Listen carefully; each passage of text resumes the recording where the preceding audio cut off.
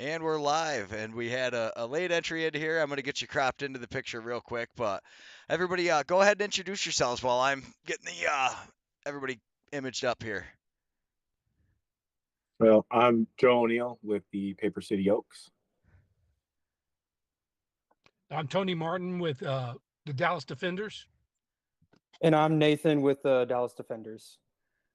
And I'll have you up in a minute here, Nathan. I don't have the cool little blue square for you, but we'll get your picture up here in a second. All good. So we were kind of talking before. Most people don't think of box lacrosse as being a southwestern sport, but yet you guys have managed to put a team together. And you were kind of telling us a little bit before, Tony, that you really were looking at getting into this league because you guys were looking for something a little bit more competitive and a little more serious. Yes, sir. Yes, sir. And we got some really good players in Dallas. I mean, you got D1. We got guys that playing for Syracuse and all the big Virginia. I mean, there's guys from that area playing big time lacrosse, and we just need an outlet. They just need an outlet to play. Yeah, that's awesome, and it's so nice to see you guys, giving people an opportunity to play. It's dark where you're sitting, Nate. We can barely see you, but we'll be all right. So we were kind of talking a little bit before, Joe. You have a team, and as I was looking through the roster, you can see you've got a lot of people, players from all over the place. You've got guys traveling from Akwesasne. Do you want to kind of fill in everybody, how a little bit of your history there? Because you were telling us your son played for juniors at 14 years old. That's a pretty big accomplishment. Yeah, he played for Galuwade Mitchell with the Medicine Men up in Akwesasne in the First Nations League. And he had played minors prior to that in the NAMLA. So he's I'm not in an area where you would think we have a lot of guys with box experience, but pretty much everyone that goes out my front door has at least played junior ball. A lot of them played some senior B up north. And you can see that with my roster. It's guys want to play with their friends. So I have guys that are living up in Akwesasne, and they want to play together. So they're coming down here with me. It's like a 5-hour drive for them to come down here. Sometimes they take the train, but it's a really good mix because we have local guys too that don't know the box culture yet. So they're quickly getting up to speed on what the culture is and what the expectations are of the level of the game. Yeah, no, that's such a huge thing is because really the only way to learn it is to get a lot of time in. Now, Tony, we were talking, you never played lacrosse until you went to college, and that's kind of where you picked it up. You said you were more of a hockey player. Yes, sir. Yes, sir. I played hockey, and then one day at practice, they just came and said, "Hey, we need some guys to try lacrosse." And I was like, "Come on, get serious." And then we went out there, and I loved it. And after that, my kids started. I got them in it when they started playing, and been in it since. It's been about 30 years now. That's crazy. So 30 years, and how long? So that was you started playing field, but when did you guys actually start playing box lacrosse? Uh, a few years after that, we couldn't get a lot of numbers for actual lacrosse games sometimes. So we would go play on. I played inline hockey a lot, so we used an inline hockey rink and just started playing lacrosse on it, and that was our introduction. I mean, uh, we didn't play real box until a couple years later when some guys in Dallas from up north they came down and they started teaching us the northern version of box lacrosse, the real lacrosse. It is definitely a difference between like sixes, what they're playing now with a lot of things, and how they're doing that. And then Nathan, how did you get hooked up with all this? But there was just one day, me and Tony, we were just sitting down because I just finished up my college career, and in the Dallas area, there's not a lot of box lacrosse going on, and so we really sat down a year ago today, and we were just thinking about what we could do after my college career and like a couple of the other guys that were my age, and we decided to create a box lacrosse team in Dallas, and so it's been awesome working with Tony to create this program and get this moving for year one. We're excited to go. Yeah, it's a blast. So you guys, this is your first year as having the formalized team.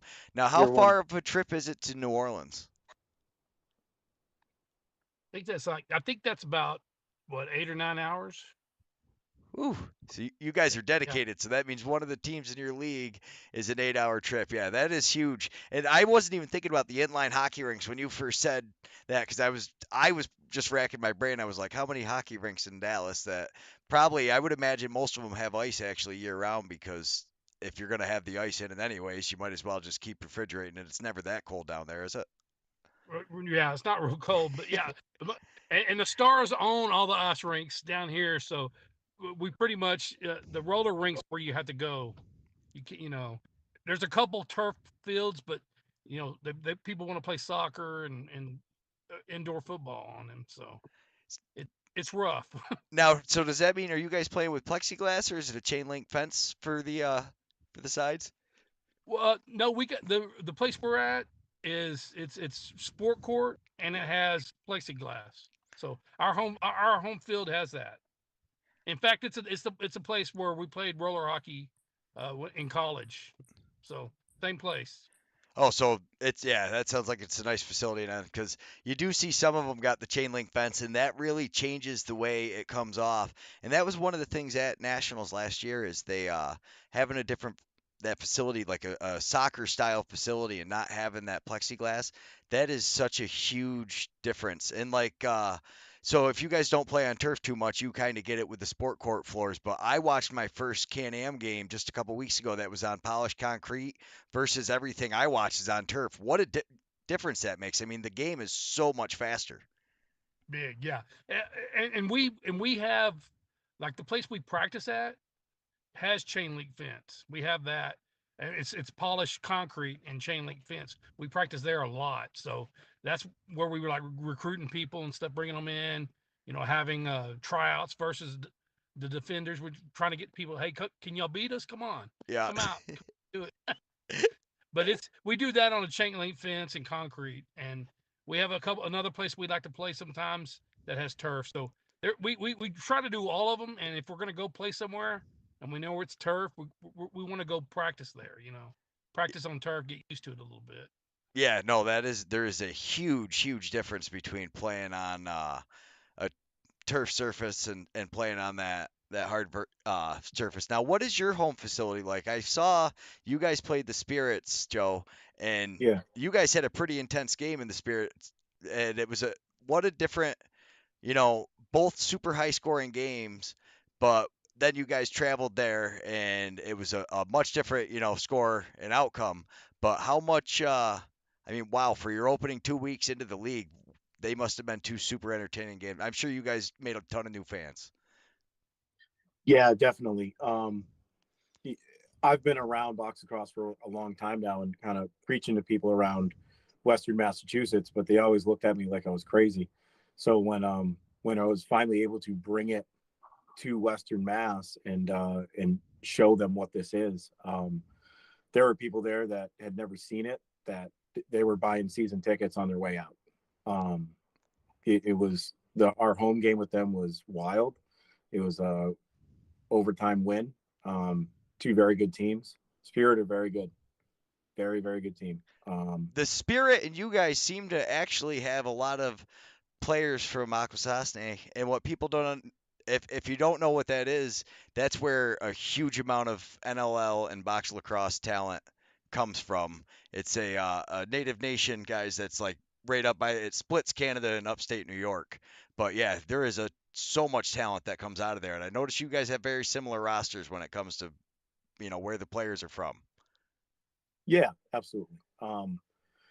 Like I said, it's just kind of the friend groups that you make over the years, and with my son playing up there, and I over the years I would help the medicine men kind of I would send guys up there that had played for me down here.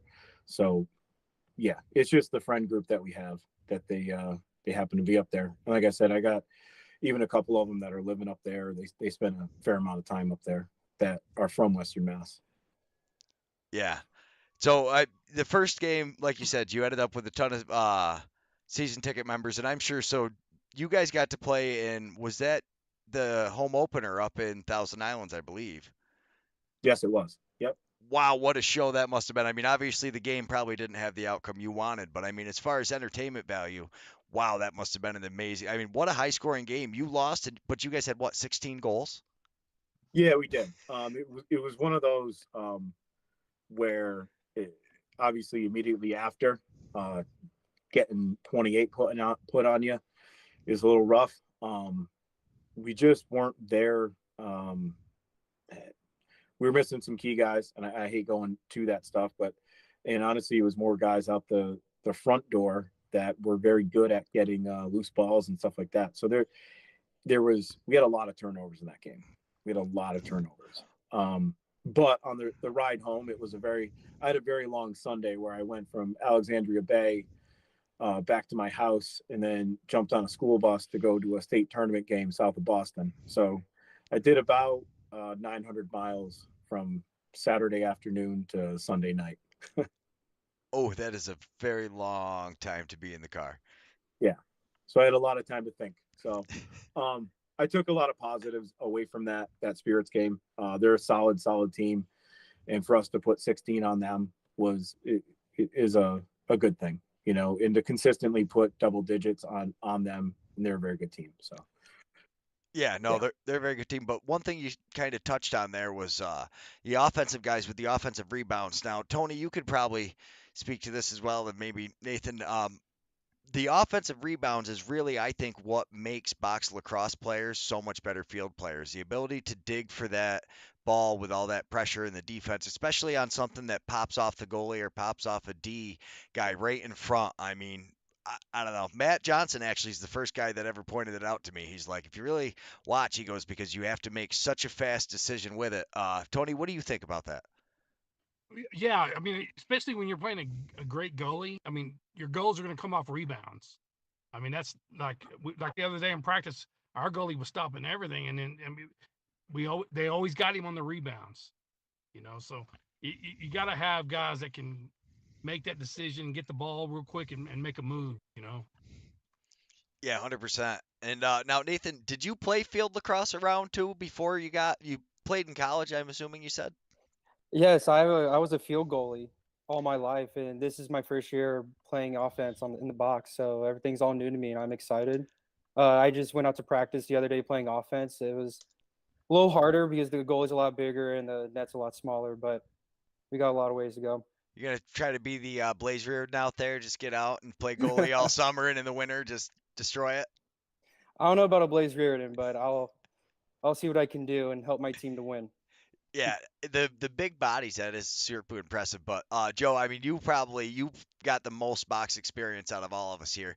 I mean, what do you think about that offensive rebounds? I mean, you touched on it there with your players, but that is such a huge thing people don't think about, because if your D has to stay on, now you're 60, 90 seconds. Your offense has been able to sub guys a couple times.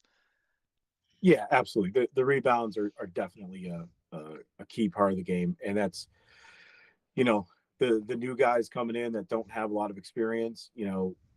I always tell them, take something off your shot, make sure it's at least hitting the goalie, so it gives us those rebound shots. If you miss it, we play on concrete, so if you miss a shot in our rink, it's going to be over and back. So that's one of the big things that with my newer guys that I've been harping on is take something off your shot, at least get it on the goalie so we can grab it and put it in the net. Yeah, getting that reset. So we actually, the youth league I kind of help out with here, it's a very light form of box lacrosse. We don't even have goalies. We just use little the shooter tutors is what I call them. They're the plastic guys. But you still see all these kids ripping at 100 miles an hour, like you said, and you're like, that he's not going to move. All you have to do is put it in the open net with like a nice accurate shot. But it is funny to watch every player as soon as they get on the floor. It's got to be a 100-mile-an-hour shot, right, off the boards or into the goalie's leg pads at 1,000 miles an hour. That is such a you watch the guys that pick it up though, because even it could go off his shin guards and you could still fly all the way back out. I mean, it's crazy how fast Mm-hmm. that ball moves. And, yeah, especially on concrete. And I mean, I know it's a box show, but if you watch the national championship game, one of the things I love that they did with ESPN is they put the shot speed on there, so kids could actually see that like there were goals being scored in the championship game that were like 60 miles an hour. You know, that's fast, but it's not the 90 that everybody thinks you have to shoot in order to score. So translate that into box lacrosse, it's way more important to be accurate and deceptive than it is to be fast, you know? Yeah, 100%. Again, I'll have to give Matt Johnson credit for this one, but uh, everybody knows who Lyle Thompson is, right? Can you Mm-hmm. can you tell me who has the hardest shot in the world or the fastest lacrosse shot? Nope, and I don't care. Nobody cares. It's like one of those cool like Instagram memes or something like that. But I mean, everybody knows who Lyle is, and he's got over 400 goals, and he's never been accused of having the hardest shot in the world, but he does know how to bury it. Yeah, he's super deceptive, you know? Yeah, Goalie absolutely. can't stop what he doesn't know is coming. Yeah. So now down in Dallas, you guys haven't quite gotten started yet. I mean, as far as you haven't played a game yet. When are you guys? You've had your practices getting going now. When does the season really get underway for you? We don't count it till the July 1st game. I mean, we got a couple other teams coming and playing us, but the first real game is going to be July 1st. We're going to be going to Austin, and I think we play Austin and New Orleans down there. Nice. So it'll be kind of a that's the one thing that a lot of guys do is especially if you're traveling that kind of distance, I would imagine you've got to be able to put your teams together and see, what you can do. I was trying to look. I've got the NABLL website up here. They didn't quite have you on there yet, I don't think. Yeah, I don't think they have all the games. I think our home games are on there. Austin and New Orleans hadn't put their home games on yet, but yeah, ours are set. Our home games the week. What we're doing is doing a like a round robin. We each go to one town and play like the other two teams. We got three teams in the our Metro conference. the Metro division does it like that too, which is one of the New York State divisions. They go because there is such a drive between some of these teams. You go and everybody just plays around robin. It's funny to see like the way each one of these like divisions is like a completely separate league when it comes to scheduling because a lot of guys do it like that and then other guys do it like Joe and the way they're doing it where you're doing home and home with teams like single games and kind of making an event out of it. I want to do that too. It's I want just to do yeah. it like that, but I think I have to wait till I get some money and can buy a bus and stuff because I mean just getting my guys everywhere is the biggest problem. Yeah, it's And a hopefully we get two more teams closer by too next year. well, We can make it a little easier. that is one huge advantage that Joe has is yes, he has you guys have what 4 teams in the Northeast division, Yeah, we do. but you're within a 4-hour drive of at least I know of 3 other teams. Yeah, in all honesty, like Maine that's a 3-hour drive for us, you Yeah. know? You're So I don't know. We're pretty conditioned. Everybody in on the team is pretty conditioned to the driving. So 4 or 5 hour drive is normal for us to go play. And I love the home and home way that we do it. I don't know. I think it helps the game day atmosphere. Like our home game was honestly was electric. So it was fun. It feels professional, doesn't it? Yeah. Yep. that is That's the feel I want. That's what I want eventually once we get this going. Get a DJ. That's the biggest thing I'll tell you. Get a DJ. Get a DJ. All right. got to have somebody to pump up the attitude and get it going. Yep. No, it Oh, really for is. So sure. much is in the show, though. But really, I tell you, all you need to get the fans is if you keep doing like your round robins, then these guys talk to these guys. But you really do need the teams and the talent. And yeah, like Joe says, they have a 6-hour drive for a lot of games, but at least there is several different teams, so it's not as unfamiliar. Mm-hmm. They don't quite have that challenge that you guys do as far as like getting just the teams in there. But there is nothing like watching a box lacrosse game live. It is so cool. It's actually, I mean, like the battle on the barge, there's a perfect example. I perfectly happily chose to go film the Yeti instead of going and watching the PLL. And I know they've got the partnership with the PLL, and I do like the PLL. But if I'm going to watch if I have an opportunity to watch a high level box lacrosse game or to watch field lacrosse, I'm picking box lacrosse. It's just so much more entertaining, I think. Absolutely. Yeah, and like Paul says, and Paul does it great. He's in the comments there with the Utica Yeti though, getting the youth into the chat or into the chat. He's in the chat, getting the youth into the game. So you, Joe, you talked about it a little bit. You coached your son through some of the youth programs. Now, do you guys still have youth box lacrosse in your area, or is it just mainly field in your area? So just, I mean, I'll go into a little bit of it. The Oaks, Paper City Oaks, is an offshoot of a youth, like a high school and under club. And it's predominantly in the summer, it's field lacrosse. In the winter, it's 100% box lacrosse. So that's it. And we've been doing that now for probably 6 or 7 years. And some of the guys are product. Some of the guys on our roster are products of that. So, yeah, it's we run a box program, and we promote it all over. Anybody that'll listen to us. I love it. That is what so much of this is. And now, Tony, what do you guys have for like in your areas? Is it mainly youth programs, or are you guys affiliated with any of the youth programs in the area? Yeah, so we got a couple youth programs. Stick Star runs one in Dallas, and they got a pretty competitive. They go out to nationals and all that all the time. And uh, me and some other members of the defenders are coaching for Lax in the box, and their teams. They got Shadow Cats teams. They're actually going to nationals too. So we got a pretty good youth programs going on around Dallas, and there's other people starting stuff up and all that. But we've had we've had decent youth leagues for about 10 years now, and a lot of these kids that play with us now, the young guys came from that. So Yeah. and it's building. What a difference that makes. So, Nathan, have you played? You're a little bit younger than it looks like the rest of us, and you just finished your college career. How long have you been playing for? I've been playing since fifth grade, so about like 15 years or so. So, And so I started off playing midfield, and then sixth grade, seventh grade, one day our goalie got hurt, and then we needed a goalie, and I just stepped up, and I just played goalie ever since. And then came to a college career, came to an end, and I decided to switch it up again and started to play some offense, play a little forward in the box, and see where it goes from there. I can't blame you. I think goalie's a crazy position, especially in boxing. I know they're all padded up and everybody says it's fine, but my absolute natural reaction when somebody shoots the ball is to close my eyes and flinch. Even like I played defense in hockey, I'll stand in front of it all day. I got no problem with that, but I'm still going to close my eyes for that. I just can't Yeah. stop it. So Nathan played with my kids. That's how old I am.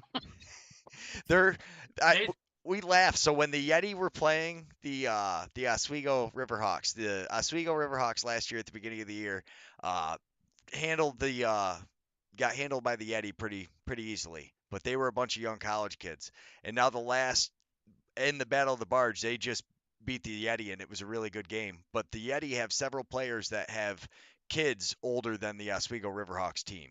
Like most of the players on their team, the several of the Yeti have kids that are that old. okay. They're a little bit on the older team.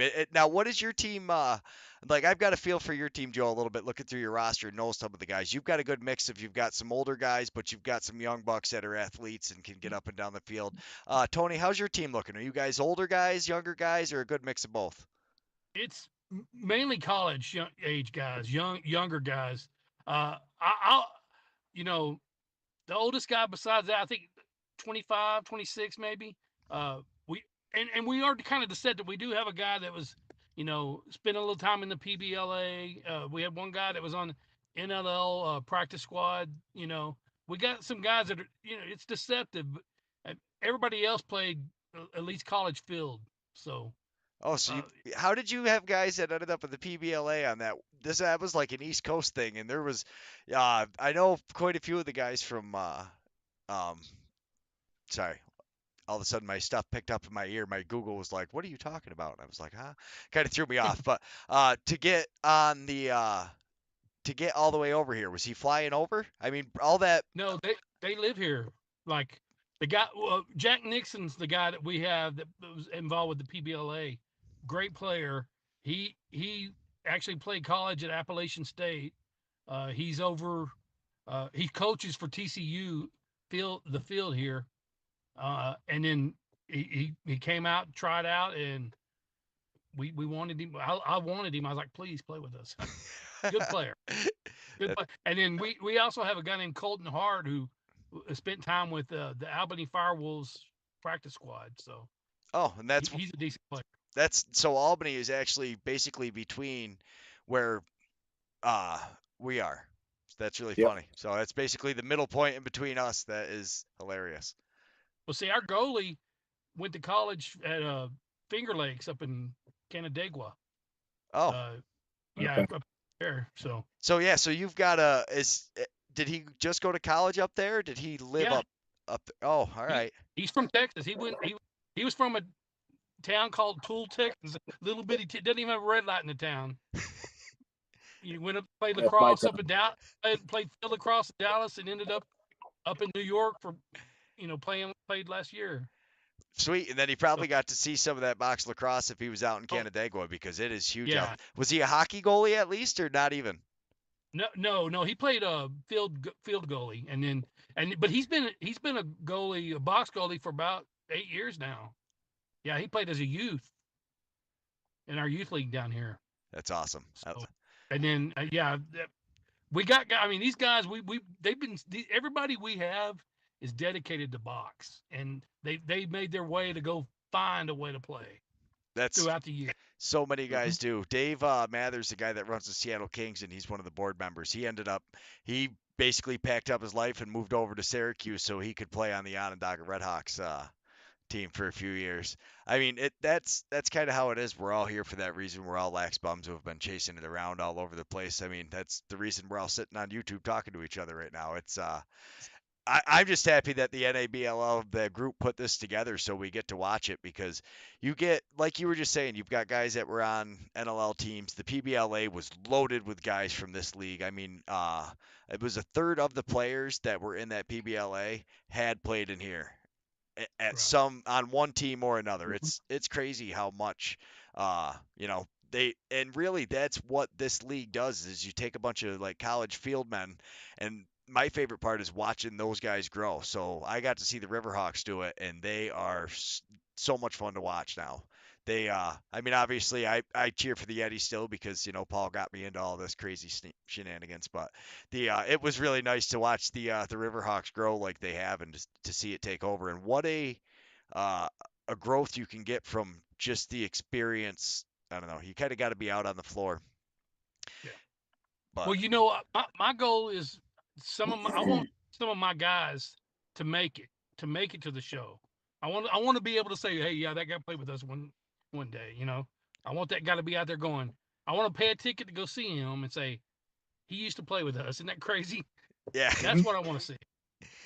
that is a cool part. I love that part of it. That's what's so great. And actually, you did see a bunch of the PBLA guys I know from Paul that they all said like getting the experience with the Yeti and being able to play under the lights in the show and having a DJ there, like you said, they have the full setup for it for so many of these games. So for a lot of those guys, it was kind of business as usual when they got out there.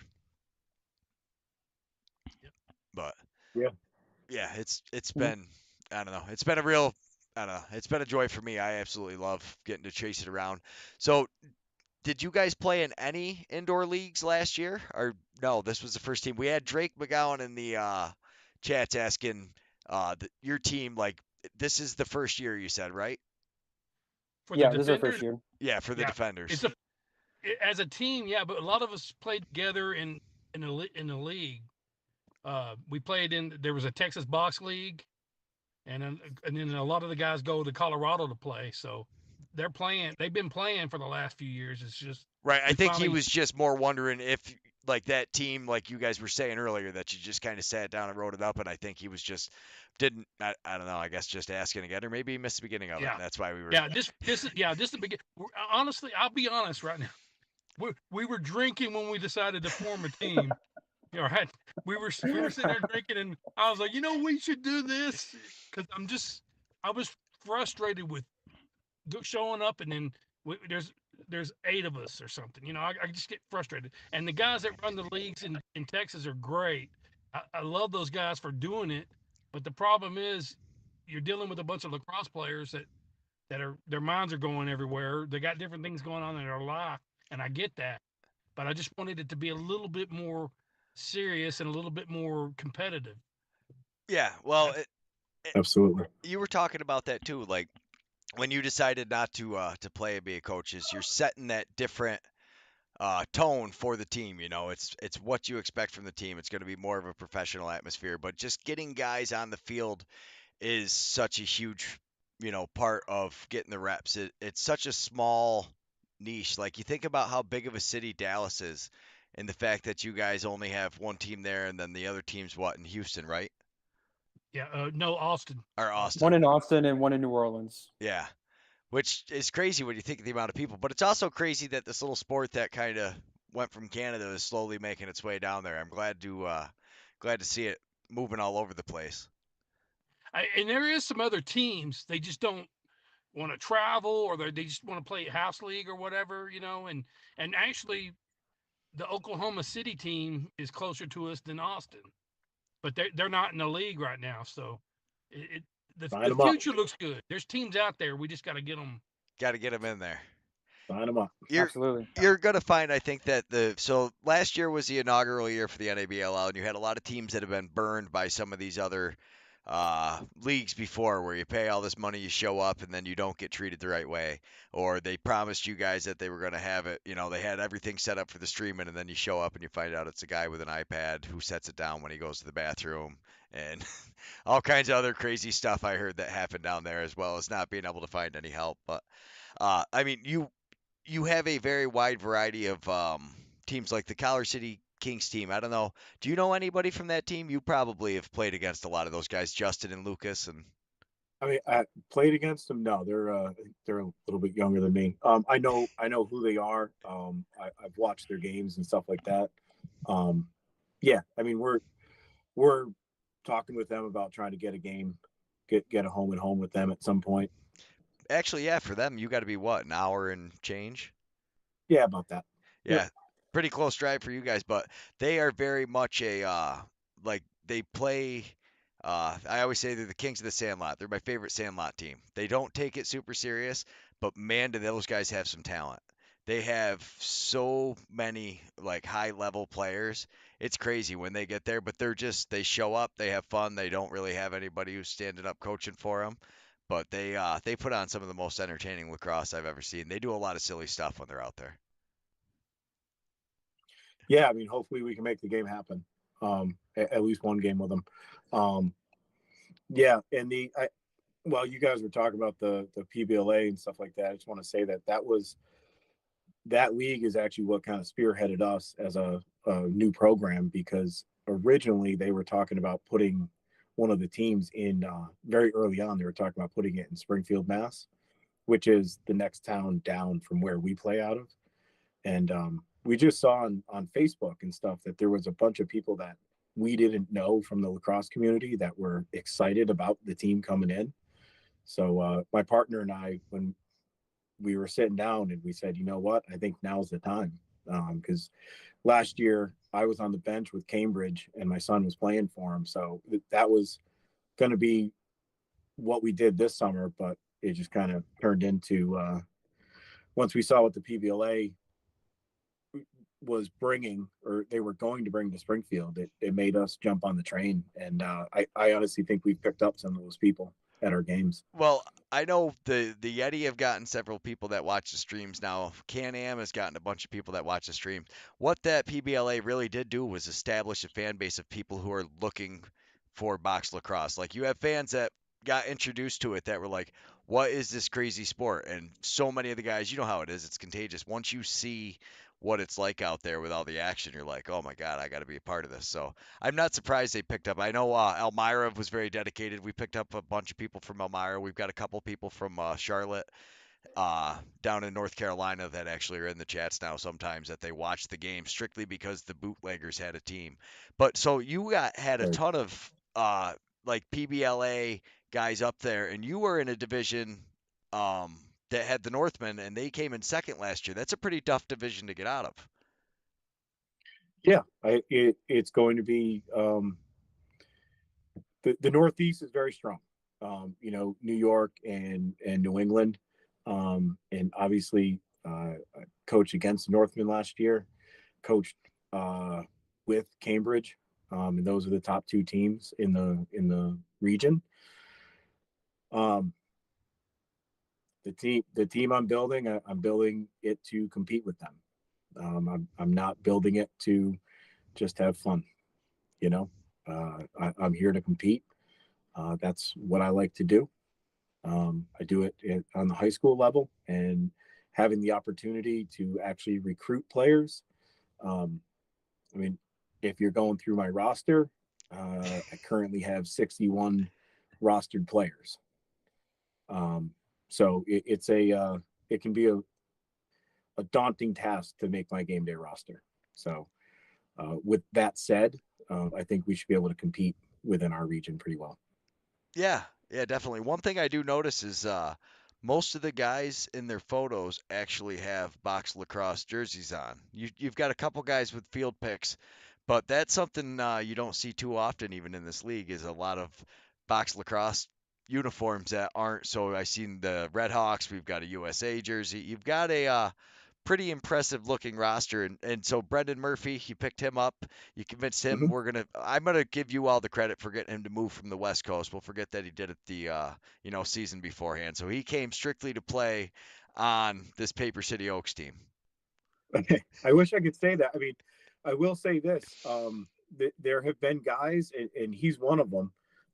That as the team was being built, he saw what we were doing, what our goals are, and he reached out and was, said, "Hey, I want to play for you guys." And where Murphy lives, so a drive out to us, he has a couple teams right there that he could jump on.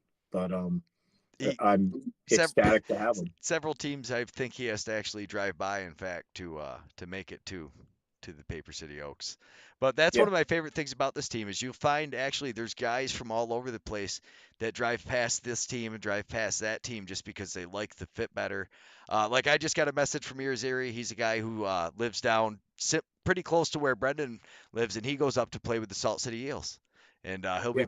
playing against the Yeti this Friday. That'll be streaming on them. And how about that? We ended up getting the NABLL is now streaming on Lacrosse TV. That's amazing, absolutely amazing. Um, I need to look at the schedule. I hope that we could get on that. That'd be a lot of fun. I think we have a product that would be good on Lacrosse TV. I tell you, I think either one of those games, they sounded both exciting. So the first one, you guys won in overtime. What was the final score of that game? That was 19, 18, 17, 18, That's what I mean. something It like was that. almost 20 goals in overtime. Crazy game. And then the next game, unfortunately, didn't go quite as well for you, but still 16 to 28, super entertaining game. I've seen some of the highlights. It got a little scrappy. It definitely seemed like it was getting a little emotional out there. You see, anytime you get, I, I don't, when you get a lot of the players that play for that pride, it doesn't matter. It's hilarious. I think you see the emotion out there, and then as soon as the whistle blows, everybody goes over there to just like pick each other up, and it's such an interesting sport when it comes to that. But wow, the physicality in that game, you guys really, yeah, I really wish I could have recorded either one of those games. That would have been awesome. Yeah, I mean, going slightly off topic. I mean, I grew up with, if you're familiar with University of Massachusetts, Yeah. um, with their basketball team back in the '90s with Calipari, and he had this "refuse to lose" mantra, and that's kind of what I grew up with, and that's how I coach. I don't care what the score is. I really don't care. If you're beating me by 30, we're still gonna fight till the last bitter second, just to show you that we're not gonna. My teams will never ever roll over and die, and I think we did a good job of that, up in Alexandria Bay. You can't say that we rolled over. We fought our asses off, if I'm allowed to say that. Um, and my high school teams do the same thing. We fight to the bitter end, refuse to lose. So yeah. Yeah, and that's what makes it so much fun and makes it better to watch. I think it's just you don't worry about guys, and that's the one thing is that when you're watching this, so you get people that come in and pay admission, and everybody's out there playing just because they love the sport. There's nobody who's only out there and worried about like their contract when you watch other pro sports. Yeah, no, I love it. You just see the guys out there and it's strictly because they love it and there's nothing like it. It's been now how do you guys make out, Tony? Do you think you're going to make out at least with fans and stuff? Is the your arena it's outdoors? No, no, it's an indoor facility. Okay, so it's just an inline. It was inline, but other than that, it's like a typical hockey rink would be, where it's just in a barn. Yeah, yeah, it's a barn. It's they got concessions. Hey, we got dancers. Oh, you guys got dancers?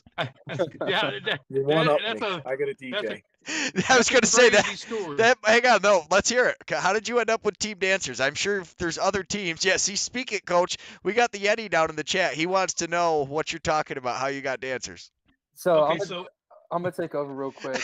I run the social media account for the Dallas Defenders, and this girl named Sarah hit me up one day and was like, "Hey, like I used to be a cheerleader for the Dallas Mavericks or something like that," and she was like, "I have nothing else to do, and I want to showcase my platform. Is it okay if y'all have a dancers team?" And I talked to Tony one night, and I was like, "Should we get a dancer squad going on?" And both of us looked at each other. We're like, "Yeah, let's do it." And we just wanted her to showcase like her platform and have other dancers come along and like try to make the atmosphere like game like the NLL. We're trying to copy it like that. Absolutely. No, that is awesome. That works. That is really what I think is the epitome of what this league is, though, is like her reaching out and like that's how I started doing all this streaming stuff was through this league and just everybody being able to become, a little bit more professional with it, a little bit more professional. We're all kind of growing together. Everybody's helping each other out. That's so awesome that you got dancers. And there's so many other people like that get their chance to do their PA for the first time, or you get somebody selling shirts or like my son's running the live streams. It's that is my favorite part about this league, really. Let's go, boys. There's the Thousand Island Spirits. I knew it was only a matter of time before Jobson got in the chat. well, and here's the funny thing.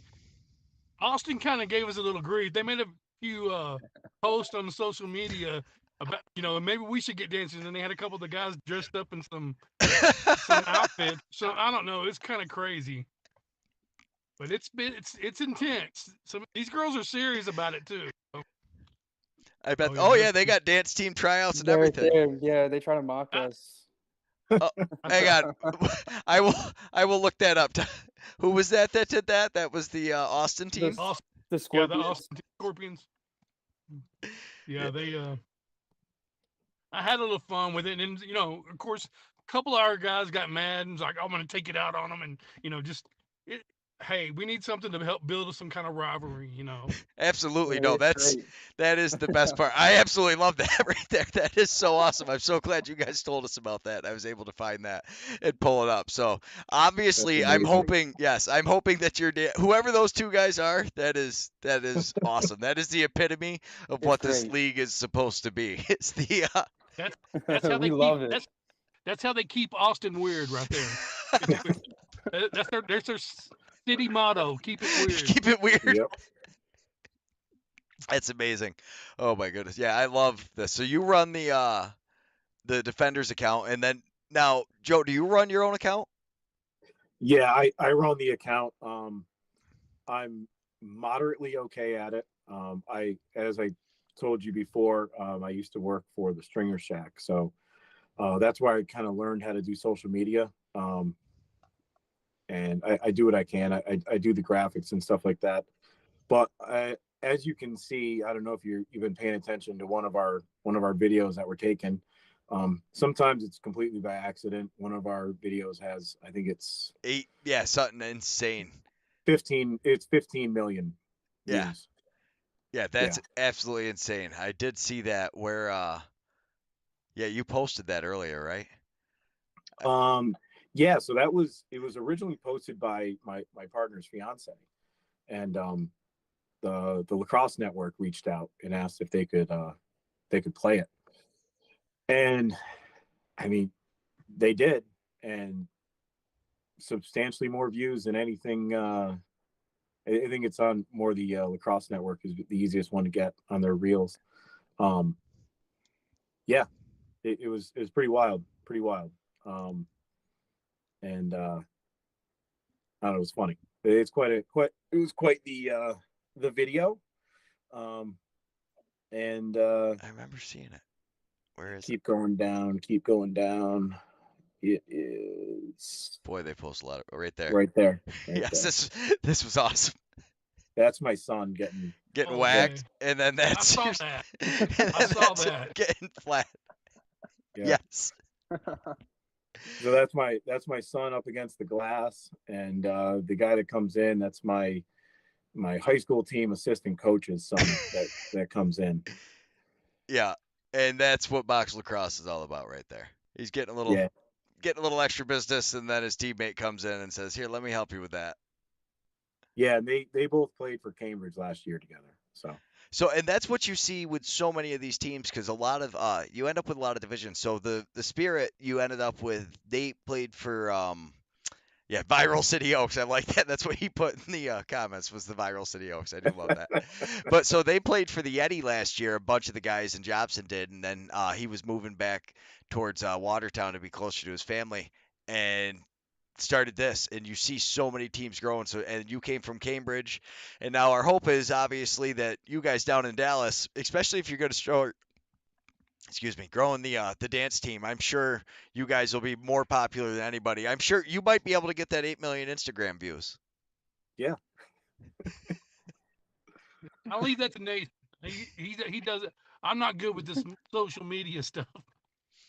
I tell you, I mean, that one was good. You get the hit, but I, I think if you have somebody that's really funny, so like the We Are Hairy Pups, they have one of the best Instagram page ever. Like if you could just follow, like they post the most ridiculous stuff, and what is the other one? More memes, more dudes. So what I've gotten to film those guys a couple times, and I try to get them some sweet highlights because I think they have probably the two funniest box lacrosse team accounts that, like, even my wife followed We Are Hairy Pups just from seeing the ridiculous memes. Like she's like, "Oh wait, they're a lacrosse team." Yeah. Yeah. They're funny.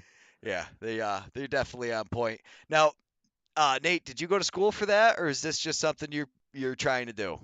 I'm just trying to do just like on the side, just nothing too serious. But I just try to post content out there for everyone to see what we're doing down here, and we're just trying to get this thing going. No, that is the biggest thing, and I think so many of I think if you can get more people to watch it and just see how much fun it is to get out there, you'll get more and more people coming into it. It can't be it's hard enough growing a team where you have a lot of support and people already know what box lacrosse is, kind of.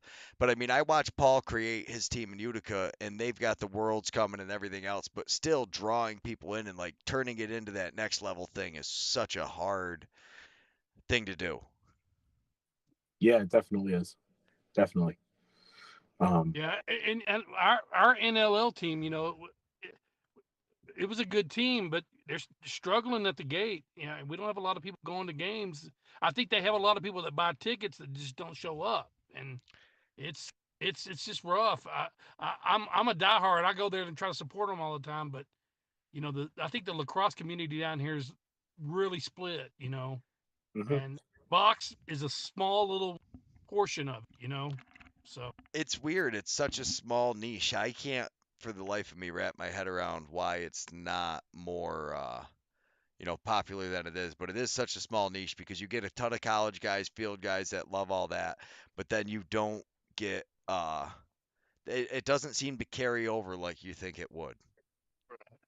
Hey, and to we me, had a it's a decent better game. crowd. We had a decent crowd our first game.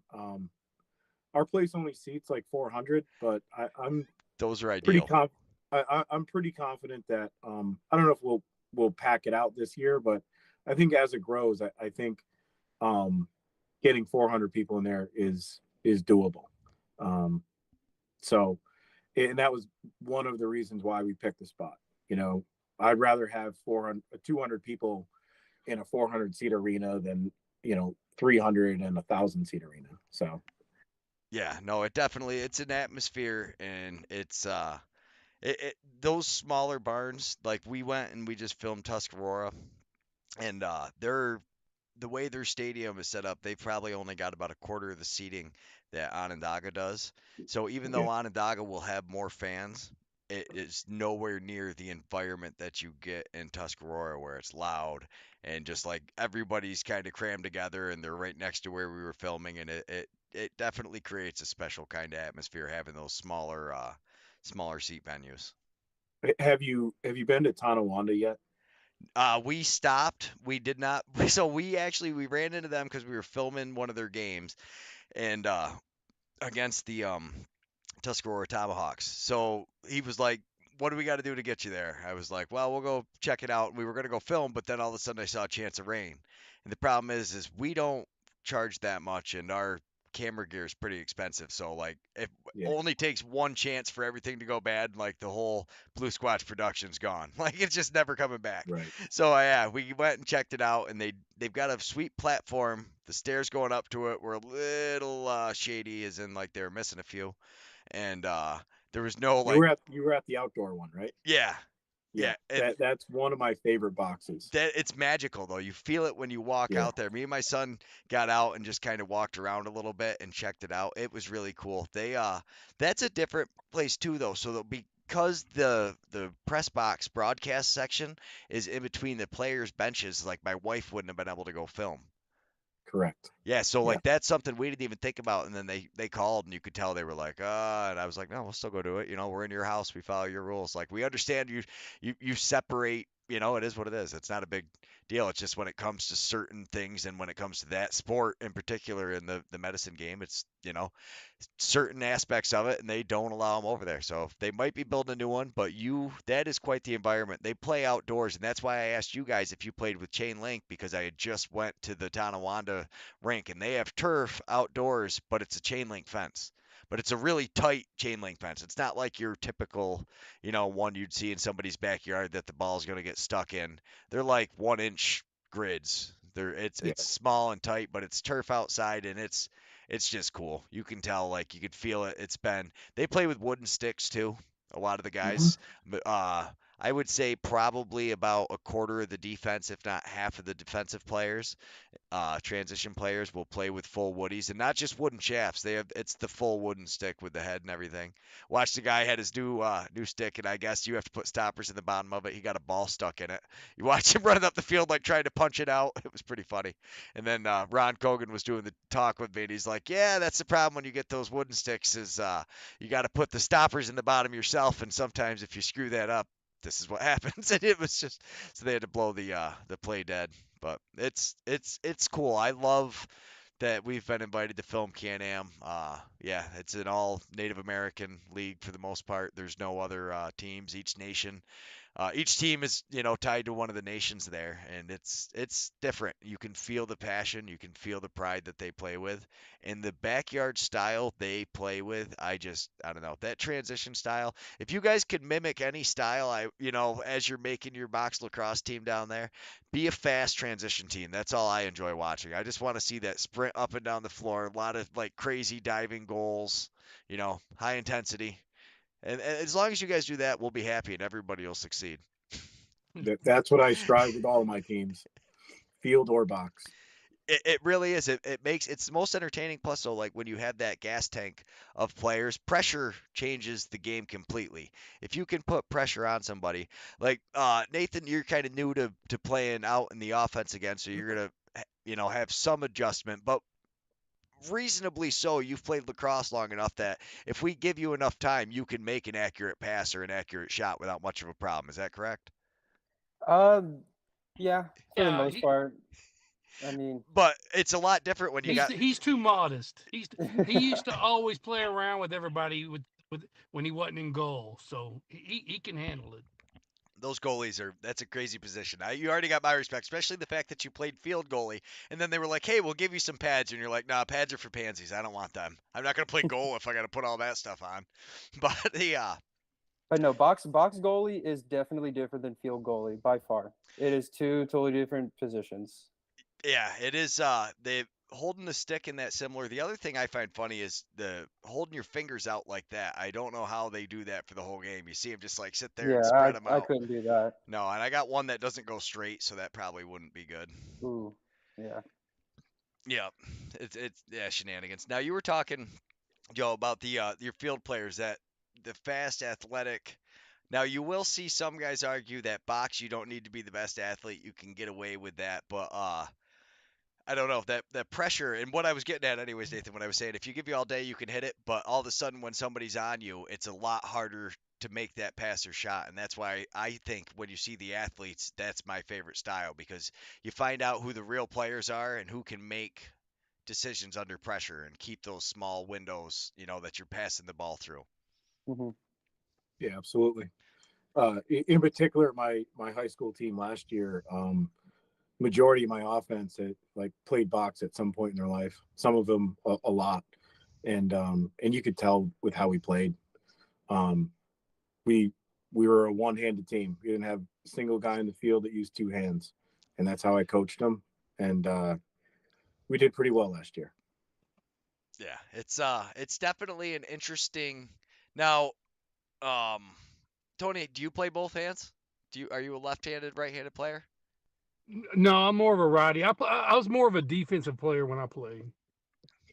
Sticking to that, yeah. But right, yeah, righty. No, it is funny because you're seeing more and more of the players, but you also see the American style coming out in some of the like Tom Schreiber, you'll see he switches hands and plays. There's not a lot of guys that do it well, and it's very rare they take the shot. It's more they can kind of get the pass off, but it is definitely you what I've learned from watching it though is when they say they only play one-handed, it's because they can throw it this way and not have to spin around or bring their stick Mhm. across the body just as fast. It's not that they're limiting what they can do, it's they're just eliminating that step, switch your hands over, spin and throw. Yeah, absolutely. And like, I mean, just lacrosse in general, field lacrosse, box lacrosse with my guys, I find it much easier to teach them how to do things with their good hand than it is to like try and get them to learn how to switch their hands under pressure and stuff like that. So, I mean, I've become known as like the team with one, like we play with one hand. My entire high school offense is completely designed to play with one hand. So, Oh man, you must um, be battling with some of your other coaches in the town with that one, or is everybody just kind of concede to you and they're like, you do you?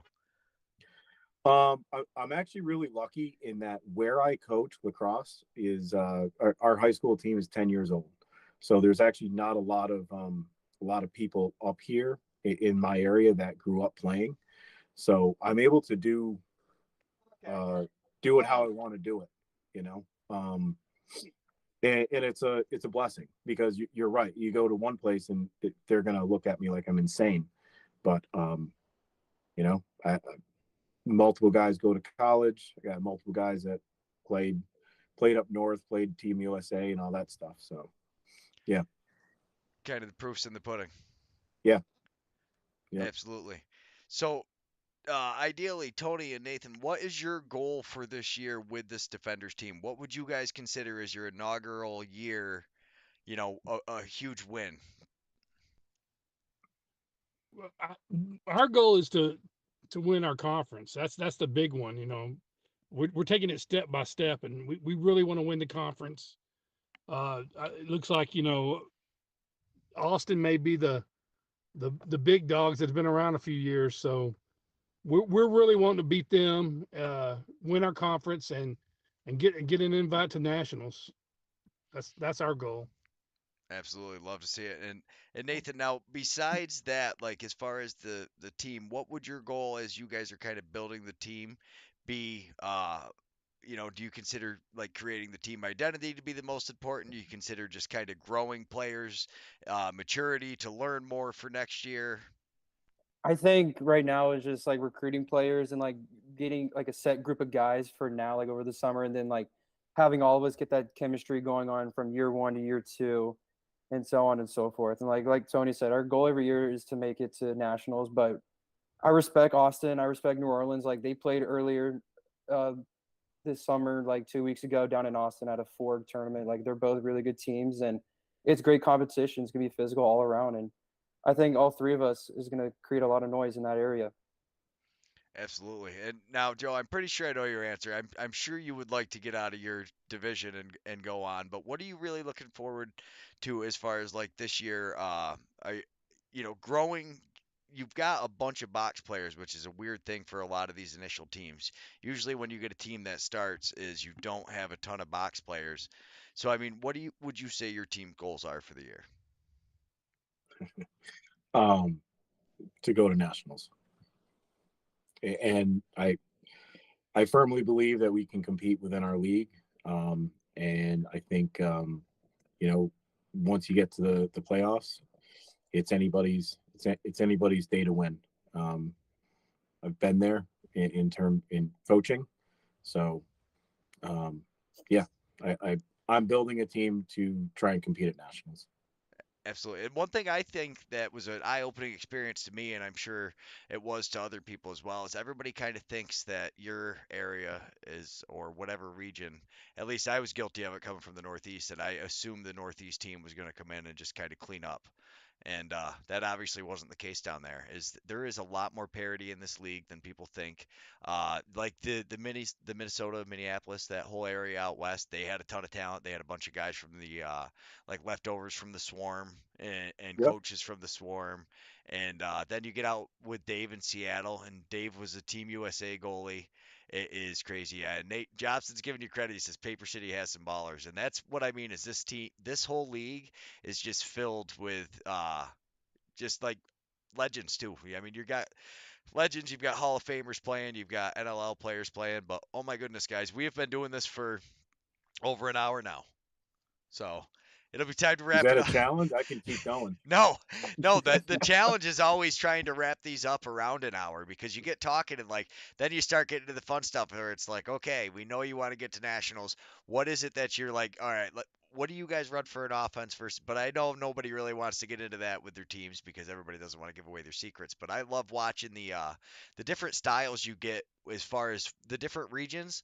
Like watching that wild team, they are fast. They play transition amazing. And I went and filmed them down in Philadelphia at a tournament too. And that is one thing that Wild team, they can pass the ball. And you can tell that they had a lot of field players. They are used to playing that speed. The guy running the alley and taking the shot.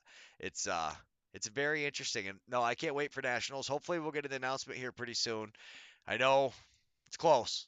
We've been told for a while it's close, but it's actually not on the NABLL. They're just waiting on hearing back from the facilities. So, you know, nobody really cares until they uh they hear it, and it is what it is. But thank you guys so much for your time. I love what you guys are doing. I love in Dallas that you guys are starting something, pretty new. You guys are taking a huge step. Thank you very much. It's guys like you who are going to grow the sport. And Joe, thanks. I mean, you're in an area, you were with the Cambridge team last year, but to take it and grow it, you're giving, 20, 30, well, you've got what, 60 guys almost on your roster? 61 Yeah, right now, that's still what recruiting. that's what I mean. So I mean, you definitely to take a team that was a team and still get that many more players. I just love seeing that 61 more guys who have access to get on a field and make this sport that much better. I absolutely love it. So thank you guys so much for your time. I really appreciate it. And yeah, I can't wait. So remember, highlights, send them to me on either Blue Squatch Productions, Facebook, Instagram, or I've got Google Drive folders that I can share to people. Give us your highlights from your games. Send us your clips, and then I will clip them all together. And everybody who sends me your clips, I promise you they will be on the next week's shows. If you send me your clips in some form or another, if I have enough time to go through and edit them a little bit, add some slow mo and do some stuff, I will. But either way, as long as you guys send them to me, I will get them cropped up and at least put on here. So thanks, guys, so much, and thanks for Sure. letting me get that out. And best of luck to you. And Utica Yetis wishing everybody best luck. And Jobson's telling New England they better watch out. You guys are in charge. Yeah, no, they're a great team, and I wish we could play them every week. But I wanted to thank you for everything that you've been doing. This is only going to help the league grow too. So Awesome. thank you. Yeah, you're very welcome. It's my pleasure. Yeah, thank you. Yeah, absolutely, guys. Thanks. And like I said, if anybody ever has any questions with this stuff, how to do any videos, I'm glad to help out. So thanks, everybody. Have a good night. All right, thank you.